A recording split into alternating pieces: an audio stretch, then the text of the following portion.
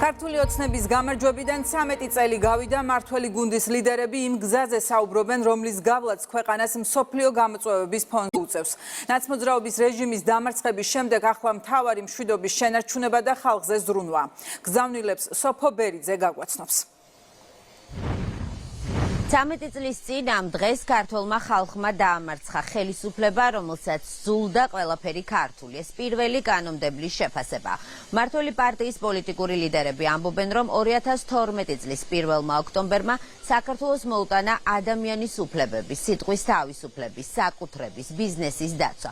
ხელისუფლება ამბობს იმასაც, რომ 2012 წლის 1 ოქტომბერს დამარცხდა მარიონეტული ხელისუფლება, რეჟიმი, თუმცა არ დამარცხებულა ნაცობა როგორც იდეოლოგია. და რა არის ეს იდეოლოგია? შალვა პაპუაშვილმა მას დღეს ლიბერალურ ფაშისტური იდეოლოგიის ქართული ოფისი უწოდა. 13 წლის წინ, ზუსტად ამ დღეს, ქართულმა ხალხმა დაამარცხა ხელისუფლება, რომელიც ყველაფერს ქართულს ებრძოდა და სძულდა, დაამარცხა მარიონეტული რეჟიმი, რომელიც სხვების გეოპოლიტიკური თუ სხვა ინტერესებისთვის საქართველოს პაიკად წირავდა. მაშინ ბიძინა ივანიშვილმა შეძლო, რომ თავისი მტკიცენებით აღდგომოდა იმ დიქტატურას, რომელიც დამყარებული ქონდა ნაციონალურ მოძრაობას. 13 წლის წინ ნაცობა როგორც ხელისუფლება დამარცხდა, თუმცა ნაცობა როგორც ლიბერალურ ფაშისტური იდეოლოგიის ქართული ოფისი ჯერ კიდევ დასამარცხებელი არის. ეს არის იდეოლოგია, რომელიც გულისხმობს სხვათა დროშების ფრიალს, რომელიც გულისხმობს სხვაგან ქვეყნის, საკუთარი ქვეყნის დასმენას, რომელიც გულისხმობს სიძულვილის თესვას, და ეს იდეოლოგია არის ჯერ კიდევ დასამარცხებელი.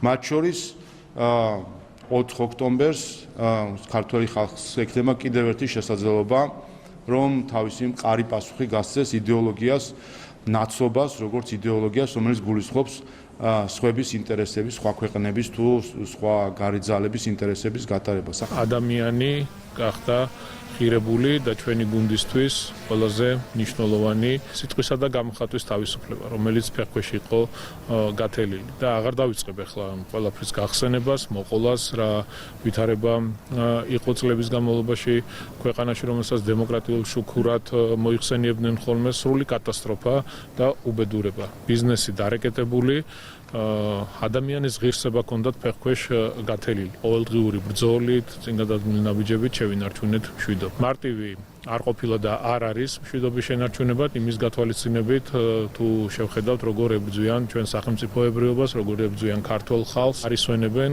ყველა განცხადებები, რასაც ვისმენთ გარედან გაჯერებულია მხოლოდ და მხოლოდ ციცრუით, თუმცა ამ ყველაფრის მიუხედავად, იმის რომ გრძელდება მუქარები, ჩვენ ვაგრძელებთ იმას, რომ ჩვენი მტკიცე პოლიტიკით, პრაგმატული პოლიტიკით შევინარჩუნოთ ქვეყანაში მშვიდობა, სიმშვიდე და რა თქმა უნდა, ამ ყველაფერში განსაკუთრებული როლი აქვს ბატონ ბიძინა ივანიშვილს.